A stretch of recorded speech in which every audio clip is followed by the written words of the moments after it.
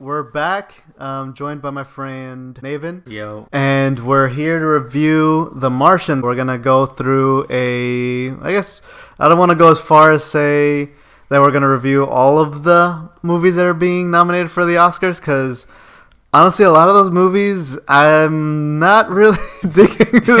They don't appeal to mass audiences. Yeah, for hardcore actors.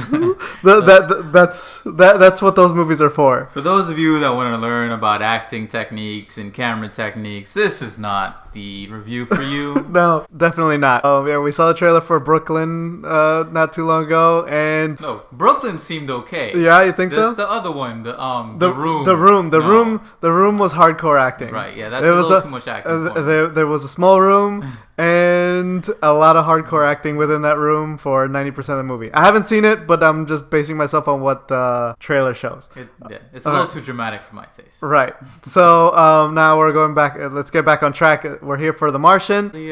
Alien, not so aliens. Quick synopsis. Matt Damon goes to space again. Matt Damon. He goes to space again. He gets marooned on a planet again. And how is this different from Interstellar? Well, I think it's a lot more palatable than Interstellar. Interstellar, this one's actually good. Right. There's a lot of lighthearted moments. This is one of those, if I was a conspiracy theorist, and I'm not, but if I was, I would say this is a very good recruiting tool for NASA, because it's sort of like one of those very uplifting movies, and it's not a whole bunch.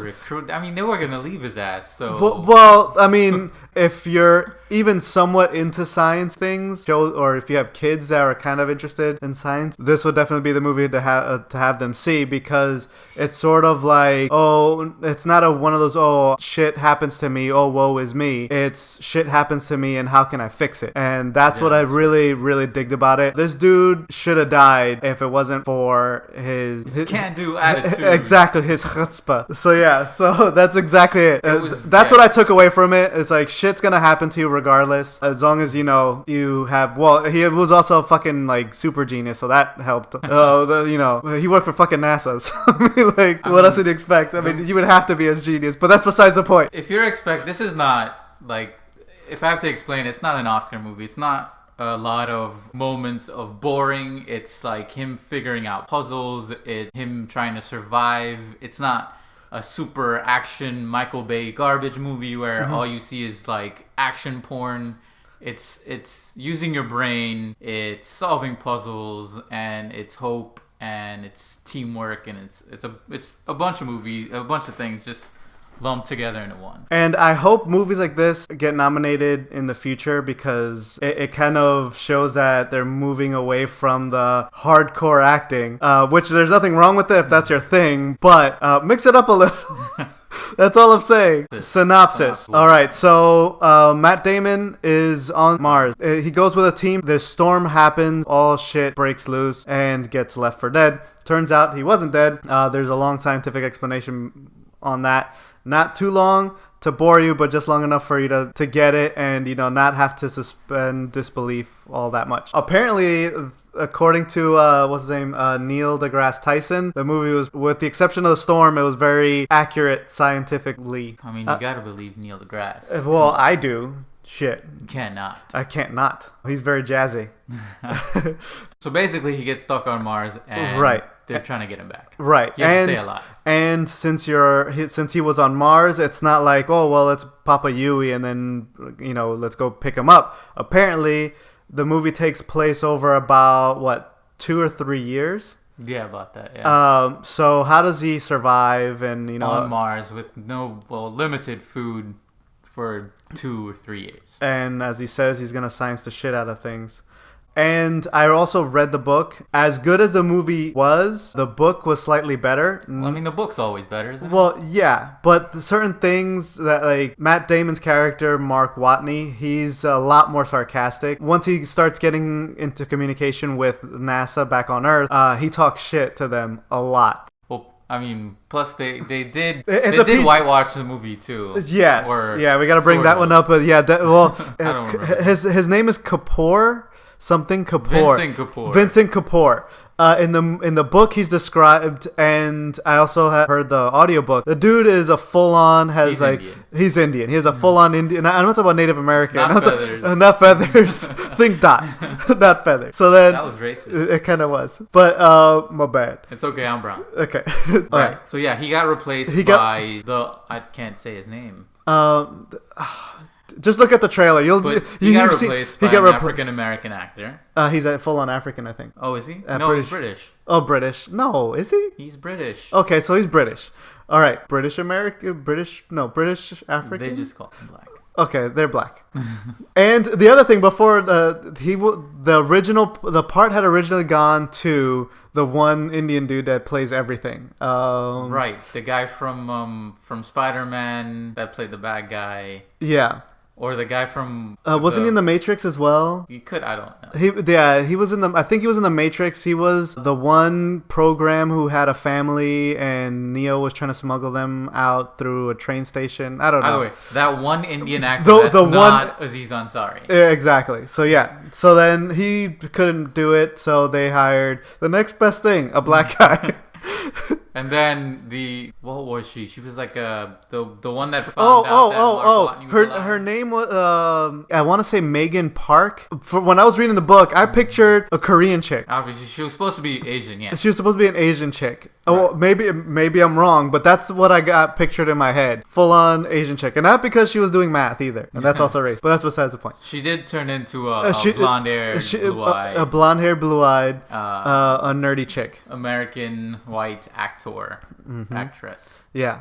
I mean, not to take away from, the performance. The performance was good. There was a slight bit of whitewashing, or it is playing with the race. Yes. Yeah. It is a bit strange to they weren't full-on roles where they were. I mean, I would feel that there must have been another Indian actor or another Asian or an Asian actor in Hollywood that could have done the job. I mean, they weren't major roles, right? Even if it's your first role exactly in a big budget movie. They could have hired Sulu. That's what I'm saying. They could have hired Roldy. I mean, they really could have, yeah. Yeah. He's a dude. He's a dude, but that's not besides the point, either way, so we're getting off track here.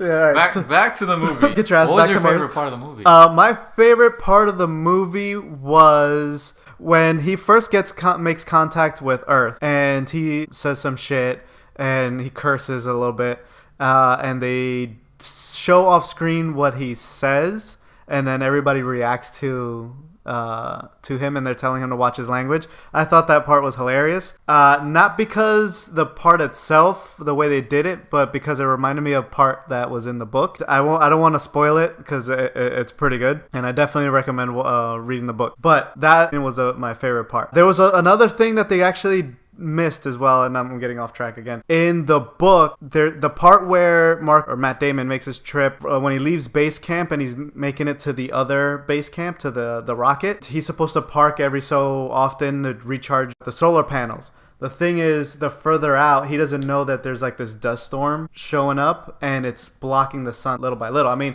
it's kind of hard to translate that into the movie, but the way it's described in the book, it seemed like one of the biggest plot points in the movie. And this isn't like a desert or a plot of land that is from like a 2-hour drive. In the book, they describe it as it's basically driving from Florida to Chicago is what he was doing. And they don't relay that. You get it. He has to go far, but you don't really get how far. Along the way, he's by himself. There's barely any supplies. He has to recycle a lot of his shit. He's also driving with a nuclear reactor inside the car. Biohazard. Mainly because, one, he needs the power, but two, if you don't realize it, Mars is cold as shit. It's a negative 120 degrees up there. This was like his only, source of warmth. Yeah. So driving from Florida to Chicago with negative 120 degree weather is a bit of a bitch. I mean, it's a little tough, but yeah, I see it would be tough to put that in a movie, right? Because it would have drawn out the movie and really turned it into one of those like hardcore acting. Hardcore Oscar acting, yeah. movies. Yeah. But like a little bit of exposition here and there could have solved that. Or like, a map where it shows point A to point B. And they're just like, oh my God, that's as far as fucking Chicago or wherever. You could throw in that. That was an easy line that could have been, But the movie was, it had a really good pace right, to it. It did. It didn't seem like it dragged at any. A lot of those Oscar movies, you're checking your phone, you're seeing, what am I having for dinner? You're having all kinds of other conversations, not necessarily paying attention to the movie because of all the hardcore acting. But the Martian the pace was great, I thought. There was no sitting, waiting around for something to happen. There was no... Yeah, I didn't look at my watch at all. Yeah. They're like, it was sort of like, oh shit, it's over. And it's a fairly long movie. You just don't really... You don't feel notice it. Which you is don't great. feel it. Mm-hmm. Yeah, absolutely. So the movie is no longer in theaters, not that I know of. It's out on Blu-ray or iTunes or what have you. Definitely go out and watch it. Yeah, I would definitely watch it. Yeah, it's definitely... you could wait if you want to be a dick about it, but just go ahead and watch it. Do yourself a favor. And my recommendation is go ahead and watch it as soon as possible. Yeah, I didn't read the book, but I thoroughly enjoyed the movie. I think you should definitely watch it as soon as you can. It's not what you'd expect. It's funny. It's smart. It's clever, and it's pacey. Like I said, it's nothing that will drag on forever and ever like all Oscar movies seem to do. Yeah, and it's one of the few movies that you can say that you can, have not say fuck people. This one's like a very hopeful movie, so you kind of feel good after you watch it. Yeah, you have definitely good lessons coming out of it for sure. Yeah, absolutely. And that is pretty much it. Thanks everybody for watching, and on that note, we're out of here.